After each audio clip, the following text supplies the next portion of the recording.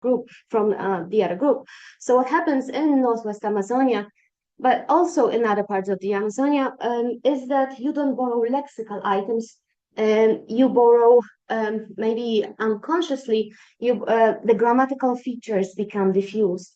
So although you have different language families from different parts, you still have this Amazonian flavor. And classifiers is one of the grammatical features that is borrowed. So you don't really borrow the forms of the classifiers, but you borrow grammatical feature of classifiers that come into those languages. And yes, so when it comes to the Caquetá Putumayo area, I said before that in South America you have a lot of linguistic areas, well, a lot, relatively a lot. But Caquetá Putumayo is a candidate for a linguistic area.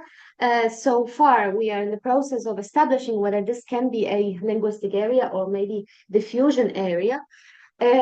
However, until now, we know that it is a cultural area, which means that a lot of cultural items and features maybe are borrowed. The cultures are similar, and therefore there is a lot of similarity between languages in terms of their grammars. Yes, the CP languages, the Caquetá Putumayo languages, are highly endangered. There is only one language from the Witotoan language family which is not endangered, the Murui, the one that Hiroto mentioned, the one that I wrote the grammar about. I will mention to you those languages later on so we can kind of see what type of languages there are.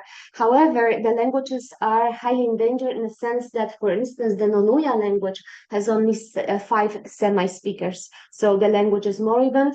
And yes, in terms of revitalization, it's really quite difficult to get those languages to be spoken again. However, other languages from the CP area are also highly endangered. So, for instance, Zokaina has 100 speakers, Bora has 100 speakers as well. So those languages are very, very small. But culturally, when it comes to the Amazon, the groups were small just because of the rainforest. For instance, when you look on the right side, on the west, you can see that the civilizations were, such as, for instance, the Quechua people were big. Those are big civilizations. However, in the Amazon, you have just small, little isolated groups that couldn't spread out as easily as you would just spread out if you had an area to spread out, because the jungle is very dense. So those groups are small in general, right? You're talking about maybe 3,000 people at max, right? So yes, so as I said, there is a number of grammatical features that are shared in the area, not just in the CP area, but also in Northwest Amazonia. And one of those features are classifiers. However, I also mentioned that in general, languages from Northwest Amazonia, they don't borrow lexical items. In the 19th century, however, there was this genocide, literal genocide of the indigenous people, where people were used to collect were collecting natural rubber to use for rubber, right? And they were used and they were killed for not bringing enough of the rubber trees. In this case, what happened in the Amazon was that people, the entire groups were just simply, killed. And those who remained after the rubble boom finished, they kind of reunited with other groups. They formed new groups because there were only few people left. So they were becoming new groups. And so, for instance, the Resigaro, which is an Arawak language, there were only a few people left, and they came to live with the Bora people. So they wouldn't, you need to live with somebody. And the Resigaro people, they borrowed not just grammatical features, but they also started borrow lexical features as well. So this is against this kind of Amazonian trend that you borrow lexical, right? So after this unfortunate dynamics in the 19th century, there was lexical borrowing as well, but beforehand there was not. There was very little. Okay. Yes. So as I said, in this area that we are focusing on today, Caquetá Putumayo, there is a lot of languages spoken, right? In the Caquetá Putumayo area, you have Arawak languages, so this big language family that I talked about before. So just one representative, Dere Sigaro people, the ones that got united with the Bora after what happened to the people. There is the Bora language family as well. So we have Arawak language family, we have Bora language family with just two languages. And there is Witotoan language family with just three languages, and the Andoke isolate. So basically, Andoke is a language that we don't know where they came from. When you look, for instance, at these mythological narratives that the people have, they talk about giants living in the area where they live today, uh, before the Andoke came into the area. And the Andoke people are also called the axe people. Those are the ones that had those stone axes to cut the trees, right? But the Andoke people, they didn't make those axes because in this part of the Amazon there is no stone. So what happened was that they were collecting stone axes somewhere in the ground. They were digging them out, and they had these special rituals based on which they were digging out those stone axes, and they were producing them for other. They were distributing them for other groups. So yes, so this is a clear indication that the Andoke are newcomers in the area, right? And before there was somebody else. So you can see that the dynamics of people movement and migration in the area was pretty strong beforehand. And outside of the area, outside of this, of those of those three language families, Sarawak, Bora, and Witotoan, and the Andoke people, there is also other groups. So, for instance, you have Karib, you have the Tucanoan languages, those ones that I mentioned about National Geographic. There is some Quechuan languages. Those are the people of Andes, of those great civilizations there. You have some Tupian languages. You had before this lengua geral as well that was introduced by the missionaries. You have Kakwanukak people, which is a small language family. Those were considered to be slaves in the area because the Tucanoan people used to use the Kakwanukak as well as the Navajo people, so-called, as this lower caste of people that were serving, just others because they were considered to be very low in the hierarchy. There is some Pebayaguan languages and another isolate, which is the Ticuna, which is one of the biggest languages of the Amazon. So you can generally see that the diversity of the region is very high, although the area is very dense and very difficult to cross. Okay, I'm showing you this area of the CP people from the 1915, but collected by an explorer, Thomas Withen. And I think it's quite interesting to see because today a lot of people moved after the rubber boom. They moved towards the main rivers. They moved towards the bigger cities. But this is generally how this just how the traditional borders of the people were, right? So you can see the Bora people here, and you can see the Witotoan people. And the Witotoan people are the ones marked in red. You can see that those are the biggest group of the CP area. Now, so we are talking about the Witotoan people, and this is the topic of the presentation. So here, the Witotoan languages, they consist of just three languages, the Nonuya, Okaina, and Murimuina. Those are the languages that still survive, right? Nonuya is the language that has only 5 semi-speakers. Okaina has about 100 speakers, and Murimuina is in fact a dialect continuum. So there is no language which is called Murimuina, but it's a language between brackets that consists of Murui, Mika, Minika, and Nipode. Yes, so those are the languages that we are going to focus on today: Nonuya, Okaina, and Murimuina. Many of the examples that I'm going to give you are gonna come from the Murui dialect as well as some from Minika and Mika. Okay, so at the beginning of the 20th centuries, before the rubber boom, or just right out, all throughout, you had about 46,000 of the Caquetá Putumayos people, and after the rubber boom, about 10,000. So 1/4 of the population of the Caquetá Putumayo was lost throughout this time. And as I said, all of those languages are severely endangered, with an exception of Murunuina, which has about maybe 3,000 speakers, which for an Amazonian language, that's pretty high. Now, I was talking about this cultural area, and I think it's important because you need to see that certain features are shared, and those features are also resembled when it comes to classifier system. So generally, within this Caquetá Putumayo area, each of the group had its own specialization when it comes to trading. So I already mentioned that Ndoke people were the axe people, the stone axe people who were distributing the axes in the area. The Witoto people were responsible for weaving hammocks and distributing hammocks to other groups. There was high degree of multilingualism. However, that multilingualism was not as high as in the Vaupés.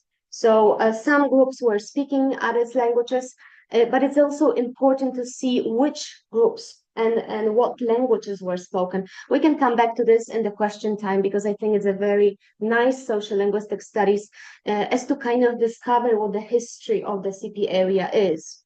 Now, I think I'm just going to move quickly to this signal drums, which is also another very interesting thing in the Caquetá Putumayo. You have those wooden drums, and you can see that they had this two drums.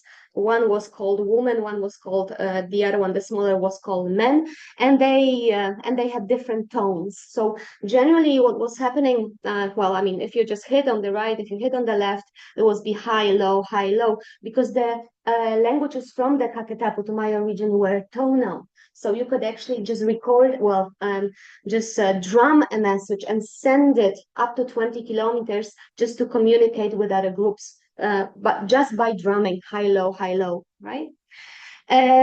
Also very interesting, I think, for the Caquetá Putumayo is this trait that they have of consumption of powdered coca and liquid tobacco, because tobacco and coca are used in the Amazon, but they are used in different forms. So, for instance, when you go to the Vaupés, tobacco is smoked. However, in the CP area, you make this paste and you lick tobacco. It's a liquid tobacco, yeah? And yes, and I think also very interesting when it comes to many of the languages, many of the groups from the CP area is the myth of origin. Because according to the myth of origin, the people came out from this ground, from this hole in the ground, yes, and they were coming out as monkeys. As they were coming out of this hole, being monkeys, there was this jaguar, sometimes represented as a wasp, and he was sitting there and he was cutting the tails of the people. So they were not the monkeys anymore, but they were becoming human beings. And that myth is shared throughout this Caquetá Putumayo region. Now, I talked about coca and I talked about liquid tobacco. It's going to be interesting because for the classifiers, we're going to see the certain forms of objects. And one of the form that we're going to see is this form of for the liquid tobacco, this thick substance, yes? Okay, so when it comes to contact in Northwest Amazonia, we know that there is a lot of spread grammatical features, not so much lexical, but grammatical ones. And one of those, as I said already before, are the classifier systems. But not only. When we see those grammatical features, we also see the feature of evidentiality. So how you share a source of information, whether something is reported, whether something is inferred or seen or heard, and all those things. That's very interesting for the Amazon because many languages have those evidentiality features. Yes. Then there's also differential object marking that is also common for the Amazon. So basically, O and P, so object and P, and sometimes also subject can be marked differently depending on the topicality of the referent. So for instance, in the Boran languages, it has to do with animacy. So for instance, if I have an object, I don't know, I hit a tree, yes, then I will not mark it because it's inanimate. But if I hit Hiroto, he's animate, so he needs to get an object marking. Yes, so it's differential object marking thing. Yes, those languages have it. Then there's also lexical number words because in the Amazon generally counting is only up to 20. But what happens is that the counting has this typologically very unusual feature, which is called fraternal numbers. And fraternal numbers wants to say that sometimes for the numeral 3 or numeral 4, depending on the language, you use this idea of having a brother or not having a brother. In the Arawak languages, under contact with the Tucanoan languages, which is the Tucanoan feature, is that number 4 resembles this idea of having a companion, having a brother. Yes, so you don't say just number 4, you just say having brother or having a companion. Yeah, in some other languages, it's having an enemy. Now, for instance, for number 3, this is by analogy with number 4, but it has to do with this idea of not having a brother. So you just say 1, which is frequently alone, 2, which is couple, and then not having a brother, having a brother, and then number 5, which is just one hand. So these things are shared in the Amazon. And one of the final things is this are the clause chaining, so switch reference, all those things, and serial verb constructions. So basically a number of verbs and then marking on the verb. The languages from the Caquetá Putumayo region, they don't have neither clause chaining nor serial verb constructions. Just let me bring it. So today we're going to talk about a very specific way of categorizing a referent of a noun. So basically noun categorizations, which or devices how to do it, right? And it shows generally how human categorize things in the world, which is based on object salient semantic characteristics. Yes, and I show you here the typology of noun categorization, which is based. This typology is based on the grammatical context in which we can distinguish just those features. So by Eichenwald, because there is a couple of typologies. So generally, when it comes to this noun categorization devices, we see gender or noun classes and classifiers. And within these classifiers, you have different types of classifiers, noun classifiers, numeral classifiers that you all know, coming from Japanese. Then you have classifiers in possessive constructions, verbal classifiers, locative classifiers, and deictic classifiers. And there is such a thing that is important for the Amazon, which is called multiple classifier languages. So I'll explain all of those. So when it comes to the noun categorization, those are morphemes which occur in surface structure under specifiable conditions, right? And they refer to some semantic characteristic of the noun referent. We have those gender markers, as in Spanish. You have, for instance, the difference between chica and chico. One is masculine, the other one is feminine. And you have classifiers. For instance, here an example from Morimoina that we're going to talk today about, which is amena. So in the first example, you have this distinction between feminine and masculine. In the second example, you have this distinction between tree-like. Yes. So yes. So those two types, genders and classifiers. Yes. But generally, like when you talk about noun or the noun referent, yes, we see that this kind of categorization, what the referent represents in the world, it can be either a man, a woman, it can also be an animal, right? It can be an inanimate object, and that object can have various shapes, sizes, and functions, or it can have some kind of abstract reference. So a noun can refer to many things in the real world, yes? And we are going to talk today about how grammatically we can reflect this nature of its noun referent, not just semantically, but grammatically. So genders and noun classes, very briefly, because the languages from the Kaketapu Tumayo, including the Witotoan languages, they don't really have genders.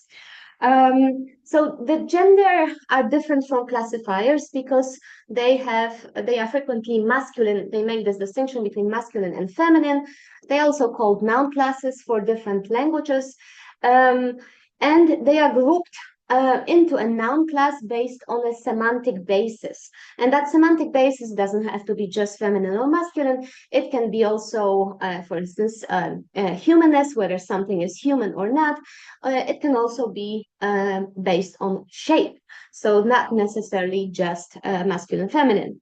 And the number of the noun classes can vary. So we saw, for instance, in Spanish, but also in other Romance languages, there is two genders, feminine, masculine.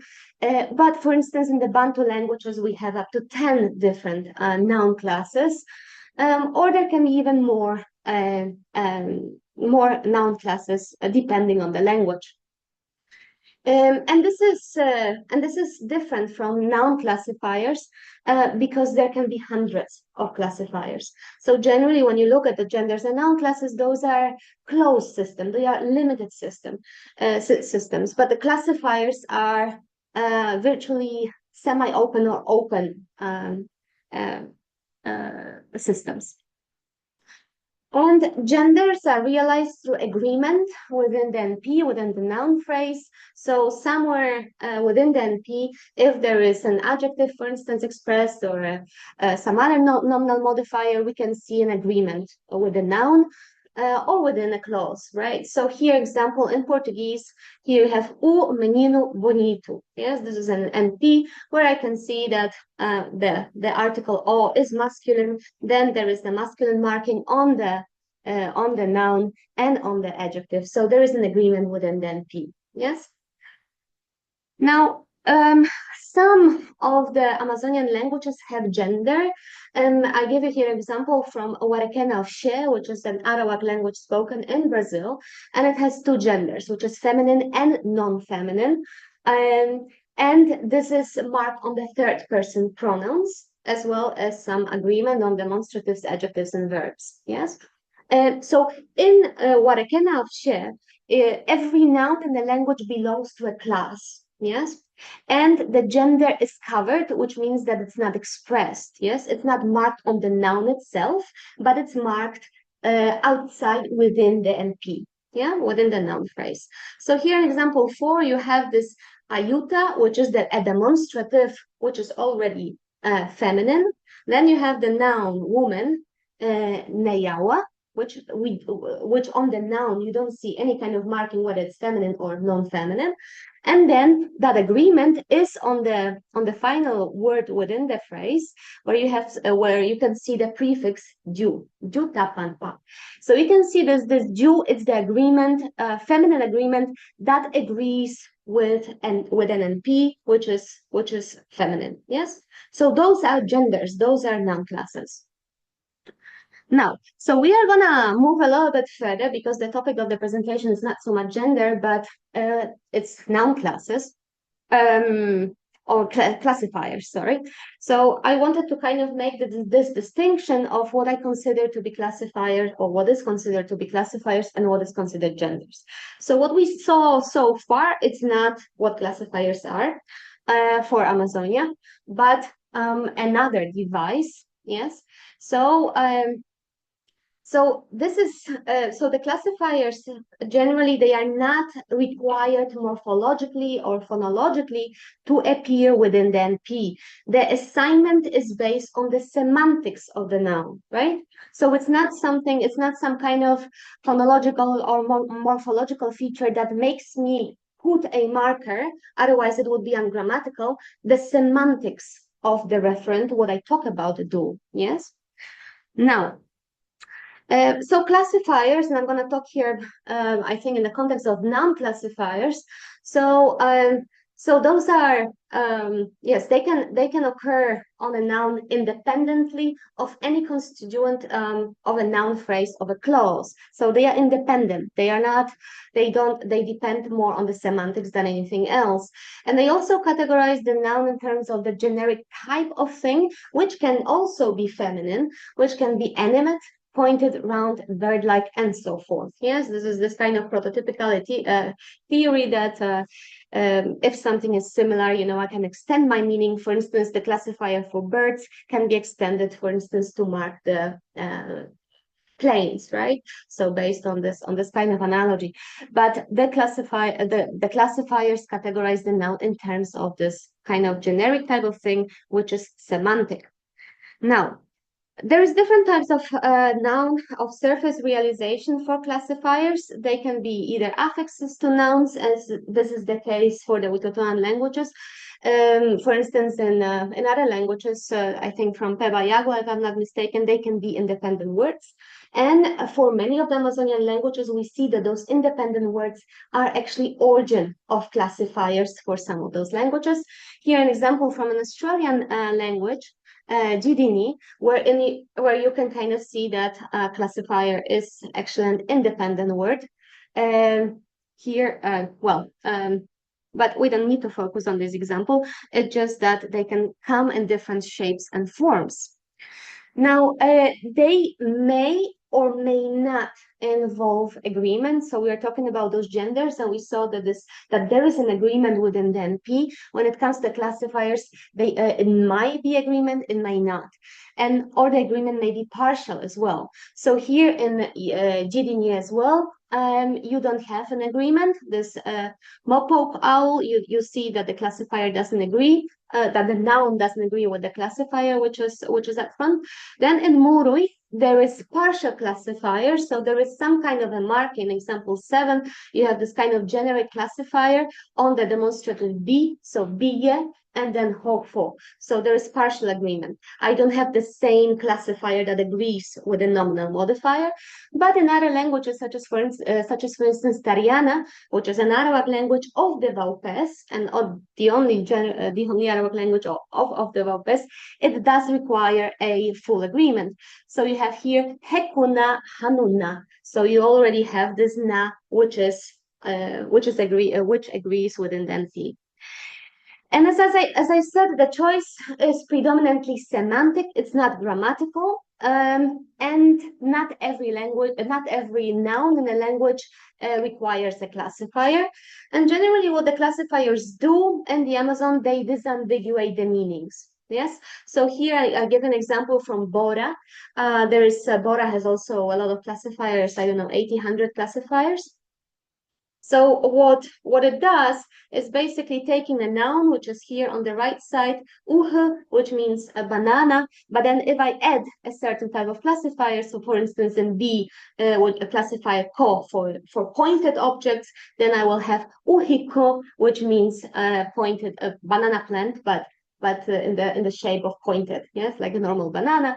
And then you have uhi'o, which is an oblong type of banana. So what the classifiers generally do is disambiguate the meaning. This is not just the banana I'm talking about. This is a very specific form or shape of a banana that I'm talking about. And some of the languages allow classifier stacking. So basically, we have a number of classifiers that are added to a noun. So I can have, for instance, in Witotoan languages that we're going to see, I can have up to 3 classifier positions, which further specify the meaning of a noun referent. Yes. So it's yeah. I will show examples. Yes. So I was talking about one final thing. We talked about genders, we talked about classifiers, and I also said that there is so-called multiple classifier languages. So multiple classifier languages are languages where noun classifiers co-occur together, yes?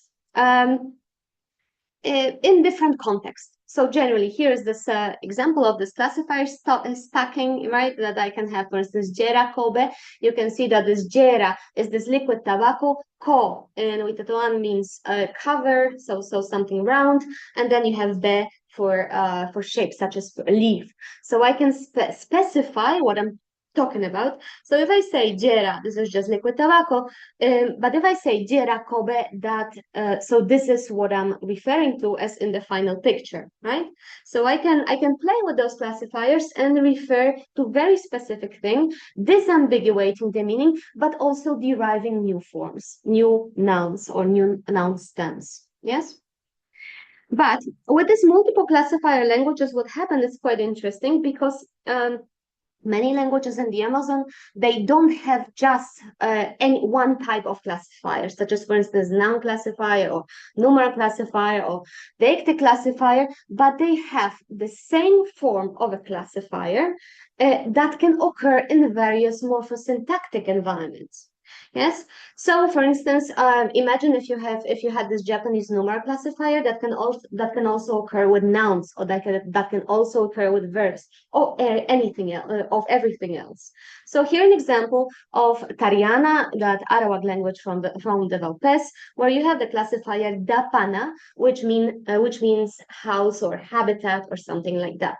Yes, so this dapana can occur on demonstratives, numerals, nouns, adjectives, possessive markers, and also there's gender marking in Tariana. So this dapana will be everywhere. So here in example 10, hadapana, padapana, ditapedapana, hanudapana, wajadapana nuka. Yes, so I have this dapana everywhere. And that's what this, in essence, this multiple classifier language is. Because you are not going to talk about dapana just being a numeral classifier or deictic classifier or a noun classifier. You're going to be talking about one form that occurs everywhere. So multiple classifier languages. This is the case for many of the languages in the Amazon, as well as the Witotoan languages. Okay, so when it comes to the Witotoan language family, we talked about two languages or three languages. Muro y Moina, which is the biggest language, about 3,000 speakers, depending what you define as a speaker. There's a problem in the Amazon if you want to kind of define how many speakers there are, because when it comes to the groups, you can people say that they are indigenous, but they can't speak the languages. So the numbers between the language speakers and just identity of the people differs very much. So generally you have this Morui, Okaina, and Nonuya. Nonuya highly endangered, Okaina as well, Nonuya more than Okaina. But in the past, there were also two other languages that were documented in 1860s, 70s, which is called Miranya Karaparanata Huja and Koeruna. So at least those two languages, Witotoan languages that we know of, that we just have word lists and not more. Yes, so this is the internal classification of the Witotoan languages. Now, when it comes to the typological profile of the Witotoan languages, we know that the languages are nominative accusative. This is interesting because in the Amazon, many of those languages are also ergative absolutive. So in the CP area, you just have languages that work on the nominative accusative basis. They are highly synthetic, predominantly suffixing, and we'll see that some of the Witotoan languages have some prefixes, but not many. So generally suffixing, they are head marking, so the marking occurs on the head within the NP, or any kind of P, and there is agglutinating with little fusion. So I give you an example from Muri Moina, Hokorita yakanyeitu kokod. So which means hoko is the root, verb root, and then we have a number of suffixes that follow. Yes. And there is generally one meaning per suffix. Yes, so there is little fusion. So I don't have a lot of suffixes that carry multiple meanings. Just one suffix, one meaning. So agglutinating. Yes, and the typical clause structure is predicate final with SV in intransitive clause and AOV order in transitive clause. So basically predicate final. Now, I said that generally suffixing the Witotoan languages. However, within the language family, there is some kind of a distinction when it comes to the cross-referencing on the verb. So have a look back. I talked about Muru Muina and then Okaina and Nonuya. You can see that Okaina and Nonuya are closer than Muru Muina. Yes? So what you see here is that there is a difference when it comes to marking on the pronominal markers on the verb. So there is one mark. So Muri Muina, which is a little bit further away than Nonoyano Kaina, does it in a way that marks only one argument, which is subject, essay, by means of suffixes. Yes, so you can see it here in example 12, where you have kue haidgabena hiro de kue. And I'm looking specifically at this word hiro de kue, yes, the verb final, so the verb. We are looking at the verb, and you can see that the square at the end, this is this pronominal cross-referencing suffix, yes, marking just subject as a, because it means I drank up the kawana, I drank, yes. So hiro de kue, I drank. Now, the other two languages that are a little bit closer but far away from Muroimoina do it in a different way. Yes, and you have two arguments which can be marked by prefixes. And again, there's a difference between Okaina and there's a difference in Nonuya, because Okaina can mark up to two positions, yes, a subject and an object. And you can kind of see it here in example 13. You have Okajiro, where you have this O is the second person singular, Ka is the first person singular, and tel, the word tell. So generally here, translation is I will tell you, but what it wants to say is you I will tell, and that just on the verb. Yes, so we have two arguments which are prefixed on the verb. Now, Nonuya, so so that language which is closer to Okaina, just marks one, but it's still a prefix. It's not a suffix as it was for Muruimoina. Yes. I will not read the examples, but you see that the division is this way. Yes, marking two marking two arguments, or marking just one in Nonuya and Okaina by means of prefixes. Yeah. So further, when it comes to the typological profile of the Witotoan languages, we see that there is three open lexical word classes. We have nouns, verbs, and adjectives. And there is some kind of disagreement between me and some other linguist whether adjectives are actually a open class in the language, in another language of the Witotoan language family. However, generally the idea is what's open, like which system is open. So yes, so if you can consider adjectives in the Witotoan languages to be descriptive verbs rather than just adjectives.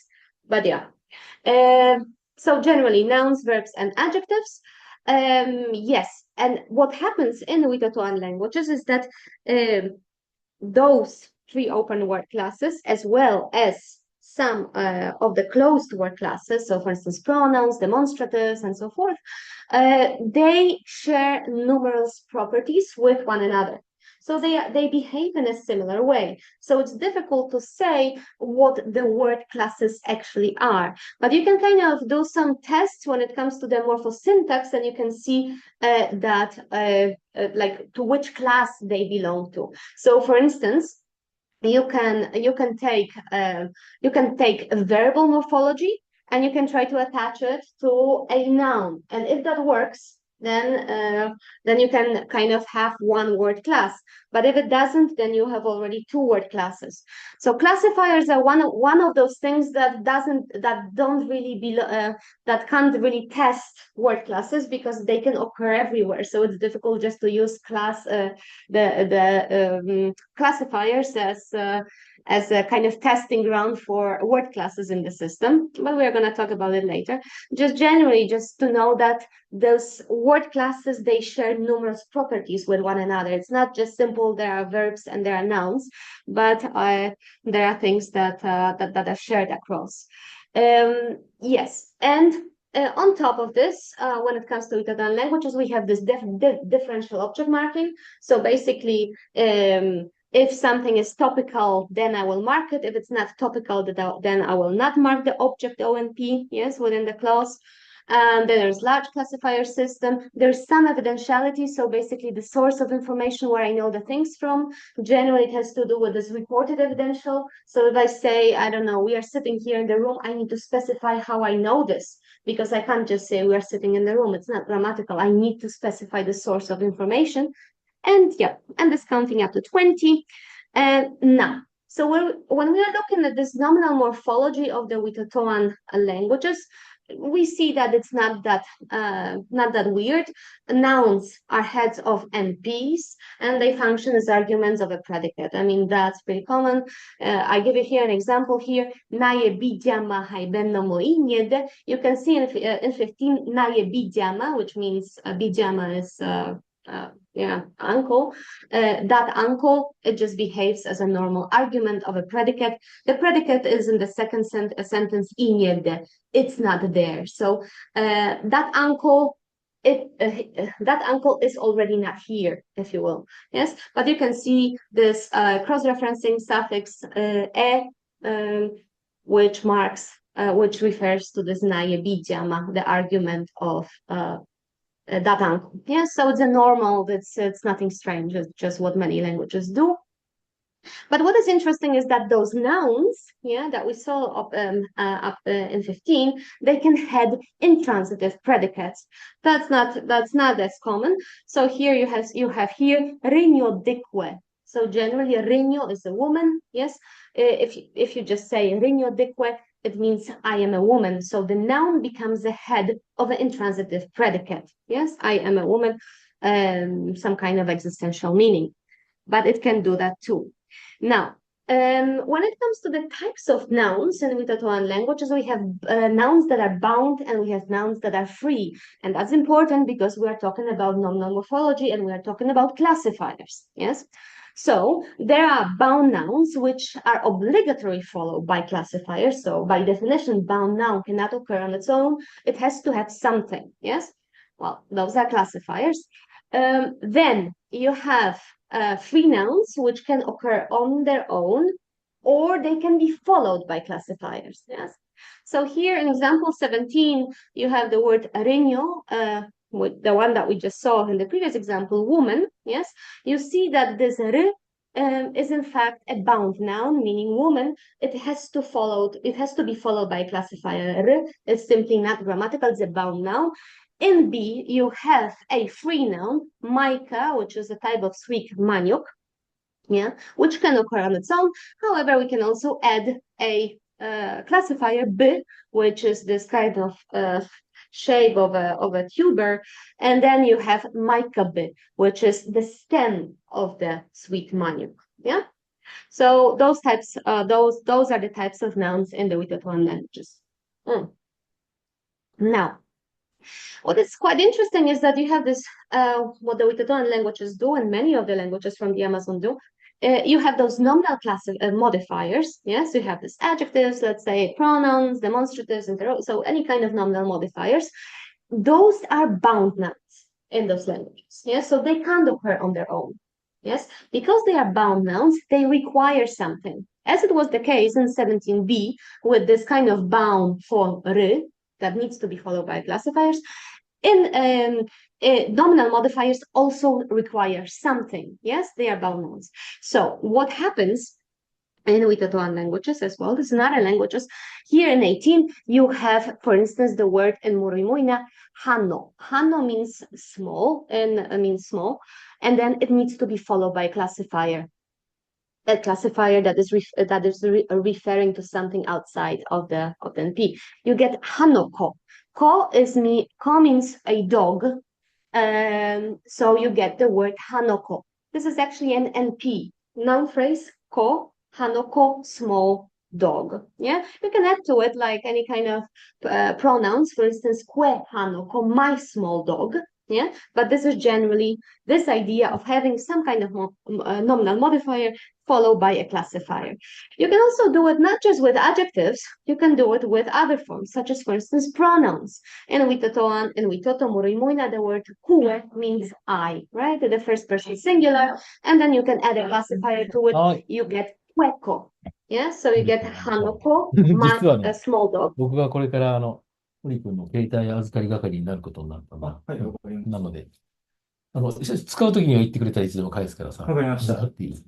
状況は、今から一旦トイレ行ってくるんですけど、トイレから戻ったら、スタディサプリ使って、春休み課題進めていくんで、今日使うんですけど、大丈夫ですか？ああ、別に今日は使うんだったらそれはそれでいいけど。なので、これから4階上がってきたときにさ、一旦来た。Okay. So yeah, so you get this cueco, my dog, but you can also have things like, for instance, bico, this dog. Yes, so you basically get these nominal modifiers that are followed by classifiers. In Okaina, you have hocha, so you have the first person singular followed by classifiers. So generally, what happens in the Witotoan languages is that you get some kind of nominal classifier. You need to nominal modifier, you need to use a classifier, and this is the way you derive an NP. Yes? Now, there's three structural positions within the NP. In Witotoan languages, you have classifiers, you have number, and you have case. And it occurs in this very order. So here is an example in 19, Zuru. Zuru is a bound noun and requires a classifier. Ma is the masculine classifier. So you have tapir followed by classifier ma, up to which we add a number, so plural, and then case. So you get Zuru mayaido. Yes, by tapirs with tapirs. But this is the order of the marking within the NP. Now, so when we look at this Witotoan multiple classifier system, because I talked about this idea that that the same form of classifiers occur in different morphosyntactic environments, we need to first look at what classifiers in Witotoan languages are. So all of those languages, Okaina, Murui, and Nonuya, they have large classifier systems. So up to now, I have found 110 classifiers, but the system is still growing, and it really depends on how much a linguist can find classifiers in order to determine how many they are.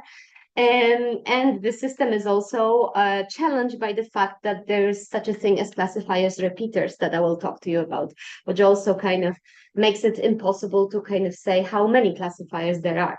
So 110 classifiers, 90 for maybe Okaina, and 40 that has been identified for Nanuya. There is very little documentation of Nanuya.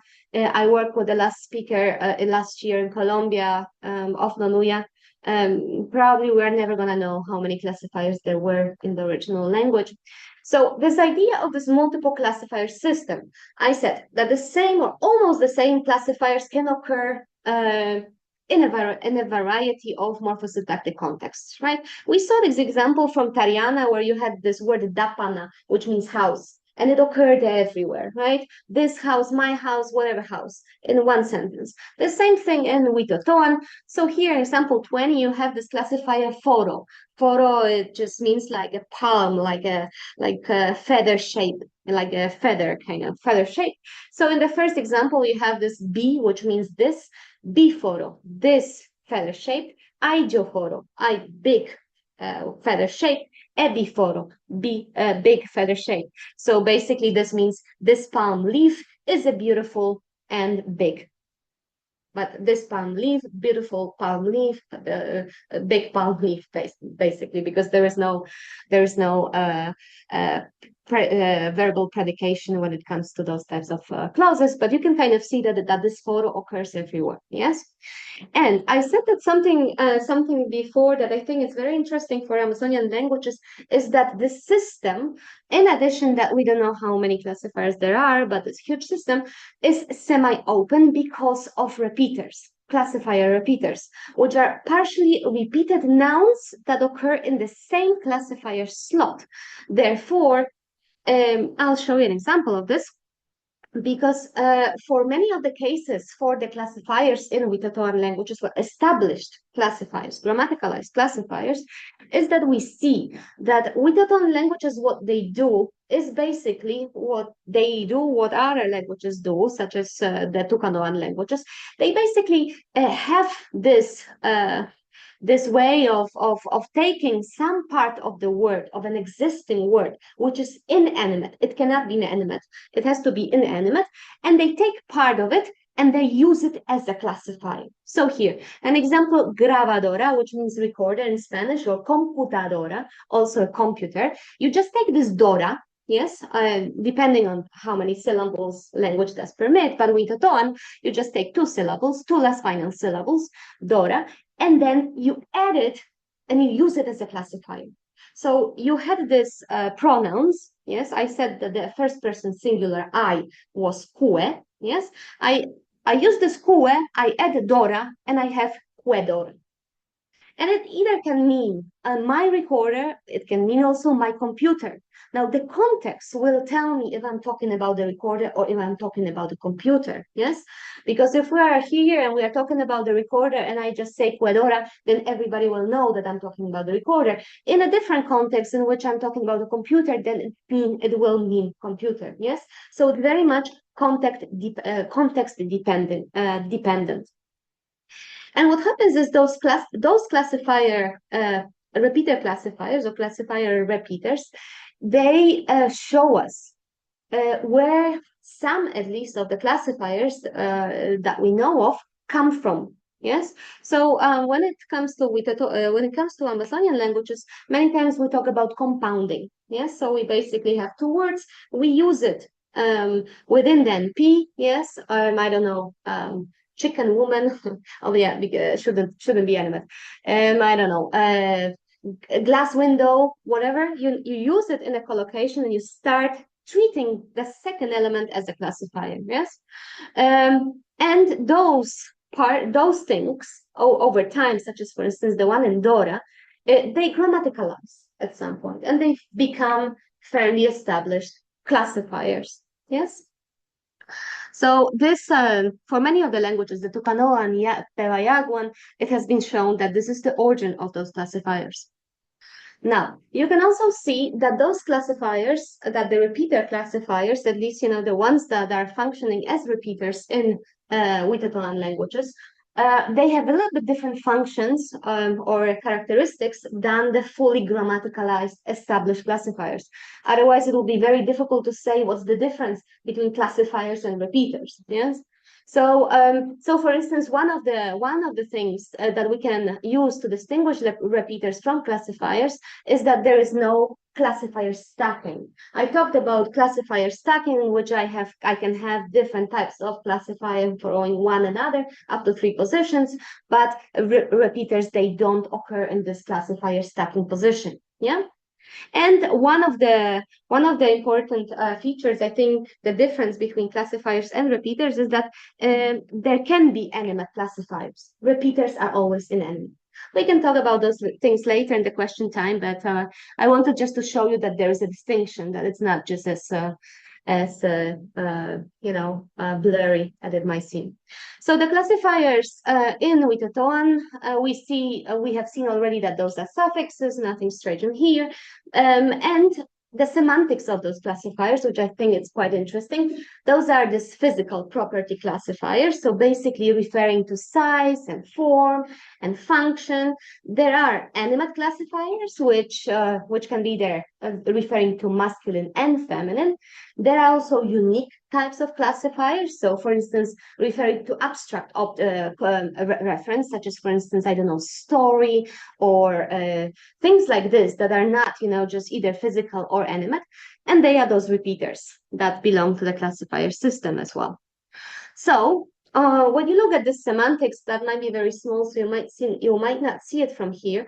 But the distinction is basically done based on animate versus non-human.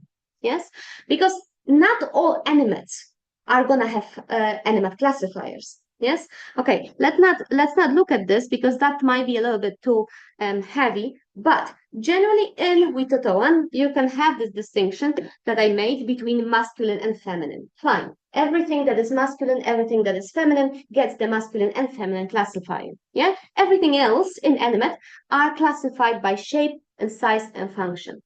However, some of the animals will not get animate classifiers, will not get masculine and feminine classifiers. So, for instance, things like snakes. Snakes, how can you know whether that's feminine or masculine? You don't classify them by animacy. You classify them by shape.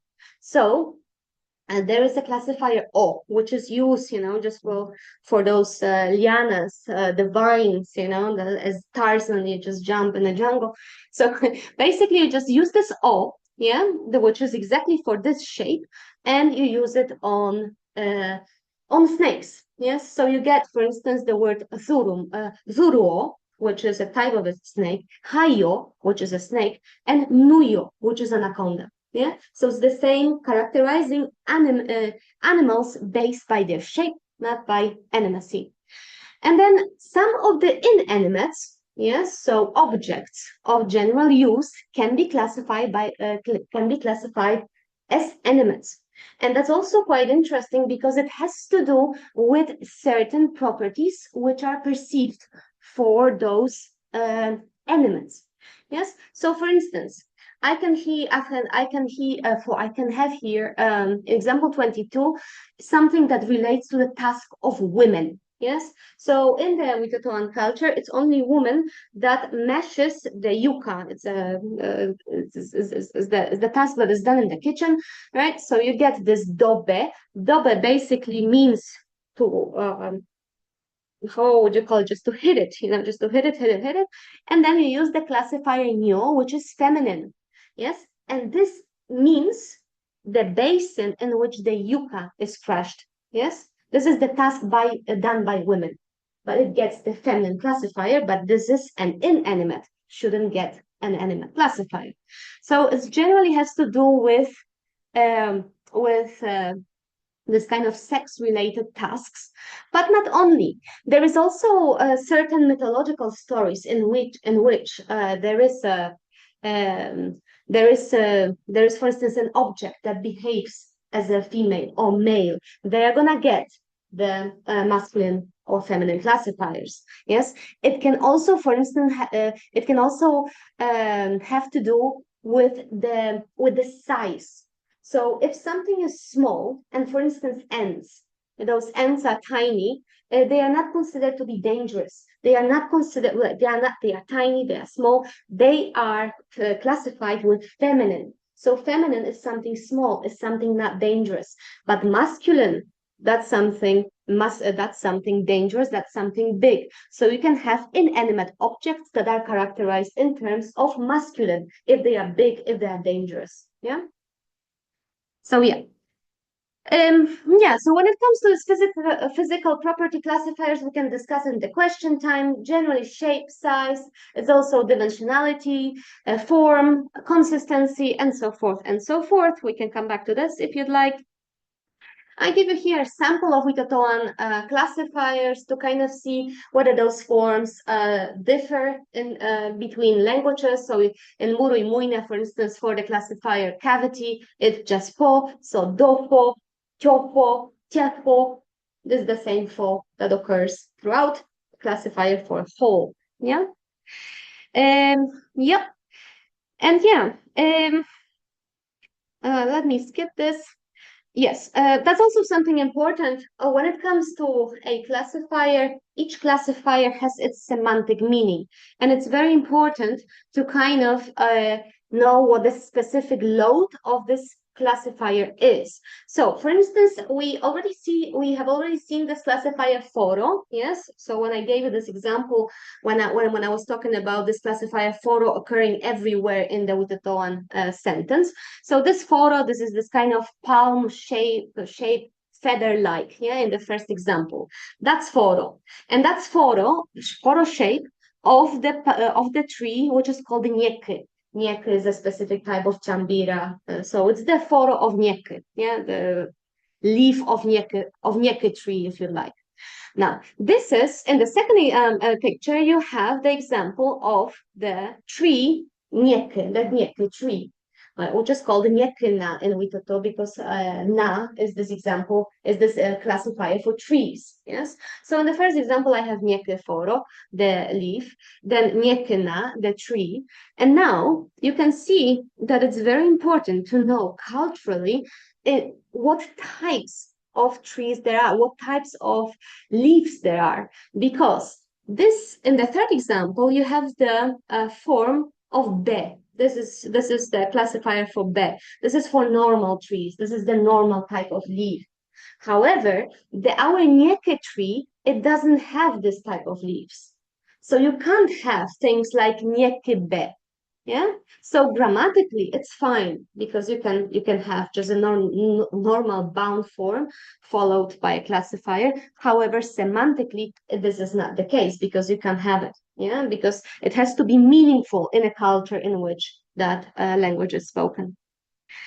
And you can tell me how much time I have, so maybe I can skip some. Well, I think we passed 1 hour, but we can wrap that time. Okay. So we talked about this before. Yeah, maybe something that I think might be also interesting. Yes, we can also discuss it in the question time because there are verbal classifiers. So those things that we saw don't just occur on nouns, adjectives, nominal modifiers, and everything else. They can also occur within the verb as verbal classifiers. So here, an example, I can have cultivate, classifier, and then verbal morphology. So here I hoot jungle garden, but then in a very specific way with this very specific hoe that has that form. Yeah, so let me skip this. Maybe just one thing that we can also talk if you'd like. I think function of Witotoan classifiers. I think the most important function of those classifiers in the Amazon is to derive new nominal stems, because this is a way of deriving new word. So if I have a word that is a bound root and then I want to have some kind of an entry in the dictionary, if you'd like, I just add a classifier. So this is a typical process of derivation of new nominal stems. Then there is a formation of nominal modifiers, because in the Amazon, you are not going to have a full nominal NP that says my, one word, small, another word, and then dog, another word. Those complex NPs in the Amazon, they don't occur. So what happens is that you're going to have this bound nominal modifier, which might be just small, and then you add a classifier. So you're going to have nominal modifier plus a classifier, and that's your NP, instead having those huge NPs that consist of many words. Yes? Then there is also a reference tracking mechanism, which I think it's quite interesting. I'm not going to move it to the example just not to confuse you. But generally, what happens in the languages from the Amazon is that you're going to have first mention of the reference at the referent at the beginning. So something I think that not quite sure how Japanese might work, but at the beginning I might just use the word dog, yes, and later on in the discourse, I will just use a classifier for it instead of spelling it out every time saying dog, yes? And then also those classifiers are very prolific when it comes to nominalization. So those nominalizations, there is very little subordination in the Amazon. So subordination is something that is done by classifiers. So if I want to say that person who came, you are gonna just say came classifier. Men that came. This is a way of nominalizing, and this is very common for the Amazon, and classifiers are very much used for it. And there is one final thing just before I finish, which is called singularizing. Generally, when I have a noun which is not made singular, because let's say just this sweet yuca or tobacco. Yes, so in the Amazon, generally, in order to have just one yuca or just one tobacco, I need to add a classifier. So you have this generic noun that talks about tobacco, that talks about sweet yuca, but if you want to refer to just one to some kind of semantic feature of it, let's say, I don't know, one oval shape of tobacco, you already talk about one. Yes, so you use it to singularize, just to individualize one referent. This is the function of the Witotoan classifiers when it comes to this. Let me skip this. And going back to the conclusions. So noun categorization devices that we talked today about are genders and classifiers. They show us how human can categorize the world, the things in the world, and many times it's also based on the culture, because among the Witotoan, there is a classifier for the canoes, yes? Because this canoe is such an important object in the culture that there is even a classifier for it. Yeah. So depending on the culture that we are in, they categorize things in the immediate word on a given of the given people. And this is done based on some kind of object salient semantic characteristics. So if there is some kind of a leaf of this form, right, then we are referring to a form. Yeah, so some kind of salient semantic characteristic.